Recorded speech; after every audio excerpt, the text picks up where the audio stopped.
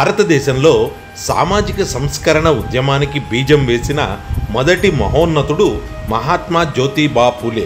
వీరు మహారాష్ట్రలోని సతారా జిల్లాలోని వ్యవసాయ తోటమాలుల కుటుంబానికి చెందిన కుటుంబంలో 1827 ఏప్రిల్ 11న జన్మించారు. పూలేను తమ ఉద్యమ గురువుల్లో ఒకరిగా మన రాజ్యాంగ నిర్మాత డాక్టర్ బిఆర్ అంబేద్కర్ భావించారు. స్త్రీలపై నాడున్న కట్టుబాట్లను తెంచి మహిళల మహోద్ధరణకు కృషి చేశారు.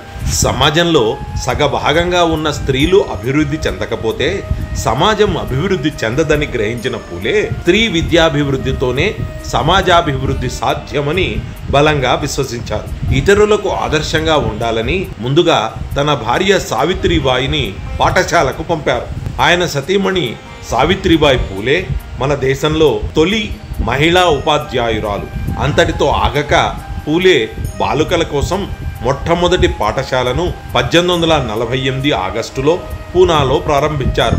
ఈ పాఠశాలలో నాడు అంటరాని వారితో సహా అన్ని కులాల వారికి ప్రవేశం కల్పించడం, పాఠాలు చెప్పాల్సి రావడంతో ముందు ఉపాధ్యాయులెవ్వరూ ముందుకు రాలేదు. చివరకు జ్యోతిబా పూలే తన భార్య సావిత్రి సహాయంతో పిల్లలకు పాఠాలు బోధించేలా చేశారు.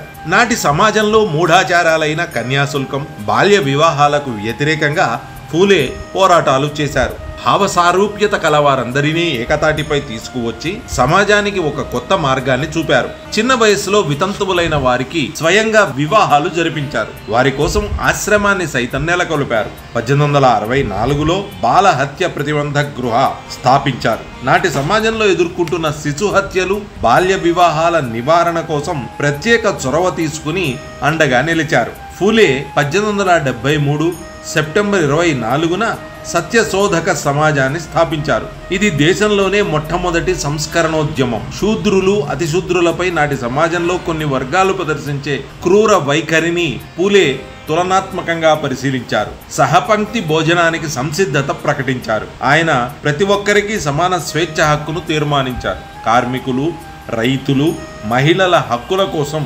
అలుపెరగని పోరు చేశారు. పూలే తన రచనల ద్వారా కూడా సమాజాన్ని మేల్కొల్పారు. మరీ ముఖ్యంగా పత్రికల ద్వారా ప్రచారం చేసి వారిలో ప్రశ్నించే తత్వాన్ని పెంచారు. జ్యోతిరావు పూలే రచనలు ఆ కాలం నాటి వైవాహిక పద్ధతులను సవాల్ చేశాయి. తరతరాలుగా అణచివేతకు గురవుతున్న బడుగు బలహీన వర్గాలకు ఆత్మస్థైర్యాన్ని కల్పించడం లక్ష్యంగా వారి సాధికారత కోసం తప్పించిన మహాత్మా పూలే 1890 నవంబర్ 28న తుది శ్వాస విడిచారు.